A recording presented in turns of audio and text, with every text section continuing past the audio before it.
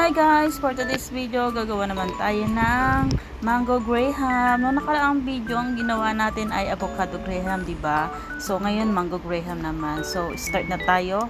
Yung dalawang nasal cream ay pagsasamahin na natin dito sa bowl. Tapos, imimix lang natin siyang gamit ang hand mixer para mas mabilis tayong makapag-volume ng nasal cream para magdoble agad siya. Yan. Mix lang siya, tapos later pag tingin mong okay na ay mag-add naman tayo ng condensed milk. Yan, tapos i-mix ulit natin siya para maghalo-halo-halo.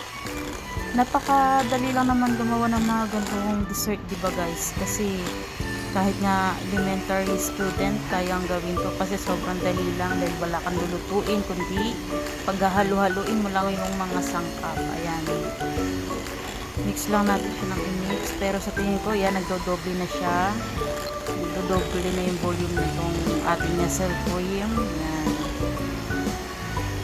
konti-konti pa sa yan, diba? Dumami na siya.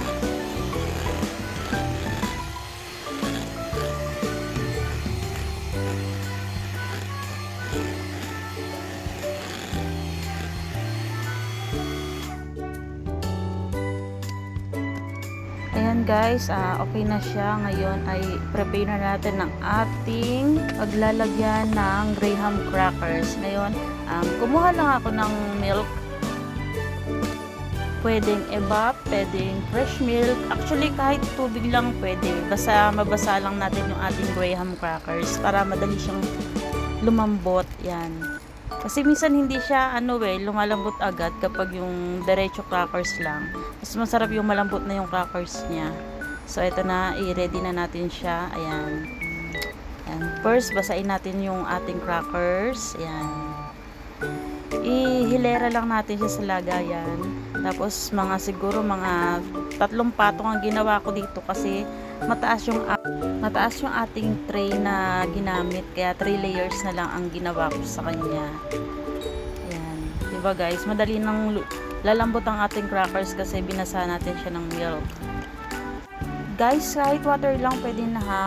Gumamit lang ako ng fresh milk kasi gagamitin ko rin yung milk na yan sa gawa ko ng puto. Gagawa kasi ako ng puto. So, ayan nga, na-layer na natin yung mga crackers natin. Ngayon, mag-toppings na tayo ng ating nasal cream. Ayan. Medyo kapala natin kasi marami naman tayo nagawa. Kasi isang patong lang naman ang gagawin natin, di ba? Kasi mataas na yung layer natin sa baba. Kaya doble na natin yung patong sa ibabaw ng nasal cream. Then, maghilera na tayo dito ng ating mga mangga. Ayan. Ang tatamis sa mangga na nabili ko guys. Ang sarap. Yung iba nga napapako eh. Hindi nakatiis. Ayan. Hilera lang din natin siya. Actually guys, ito para lang dito lang sa aming bahay. Hindi naman natin siya binibenta. Pero kung may gustong bumili dyan, pwede naman. Kaya natin yan isingit sa trabaho. So, ayan guys, kita nyo. Hindi pa siya malamig, parang masarap ng kainin. Actually, pwede naman na siyang kainin kasi malambot naman na yung ating crackers sa baba. Yan, pero mas masarap pa rin yung galing siya sa ref. Diba? Kaya, wait na lang natin na lumamig siya. Yan, guys. Tapos ng ating